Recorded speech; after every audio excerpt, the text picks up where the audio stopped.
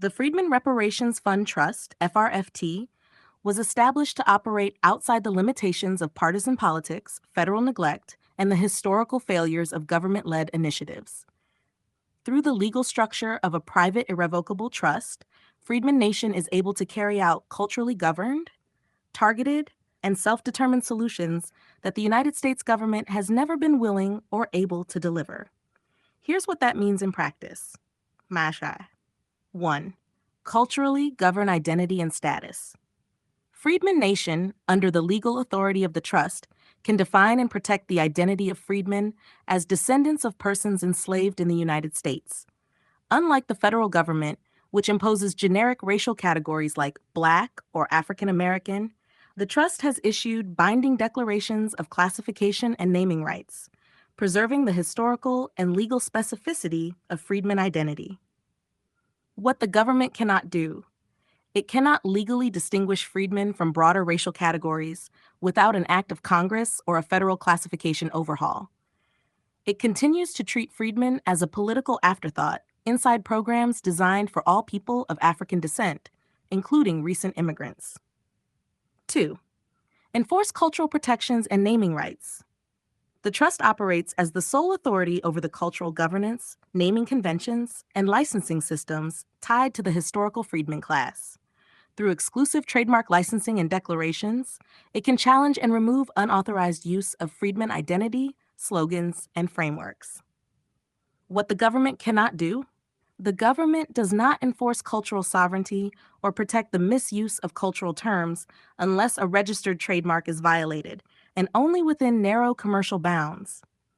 It lacks the political will or jurisdiction to preserve the dignity of freedmen identity against co-option by other groups. 3. Direct reparative disbursements to verified individuals. Freedmen Nation, through the trust, can receive private donations, earmark public funds, and disperse reparative compensation directly to verified freedmen without government interference or racial redirection.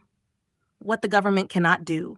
Congress has never passed legislation for cash reparations directly to freedmen.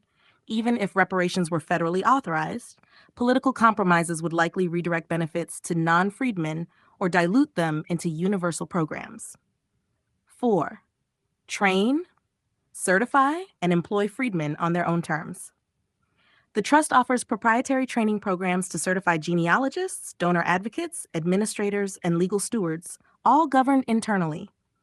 These roles are not gatekept by degrees or state-issued licenses, but are based on knowledge, verifiable history, and internal criteria.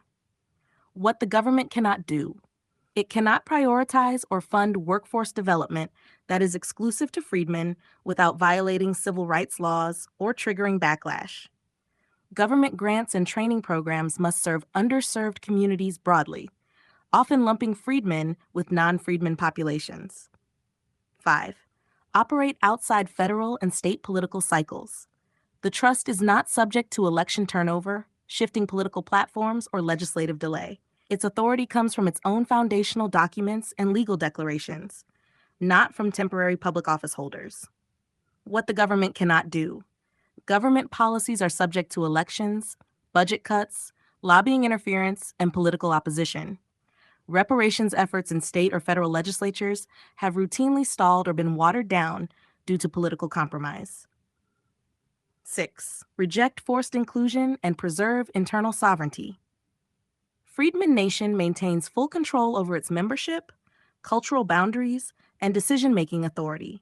Departments are built by and for freedmen, not shared with outsiders, coalitions, or foundations looking to dilute the mission.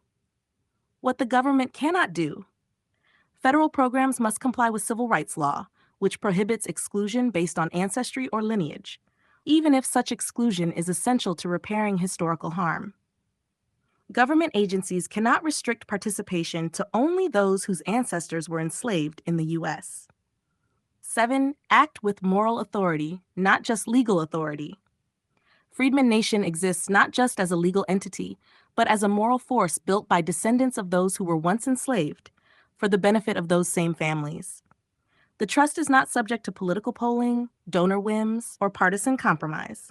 Its duty is clear, its beneficiaries are known, and its accountability is generational. What the government cannot do. It cannot act with moral clarity because it must serve all constituents, even those opposed to reparations. It cannot center justice for freedmen without facing resistance from interest groups and institutions invested in the status quo. Conclusion: the Freedmen Reparations Fund Trust was built because the government would not act and cannot act in the best interest of freedmen alone. Freedmen Nation, under the legal power of the trust, does what the government will not: recognize, protect, and invest directly in the people whose ancestors built the United States under bondage. This is not charity. This is repair, on our terms.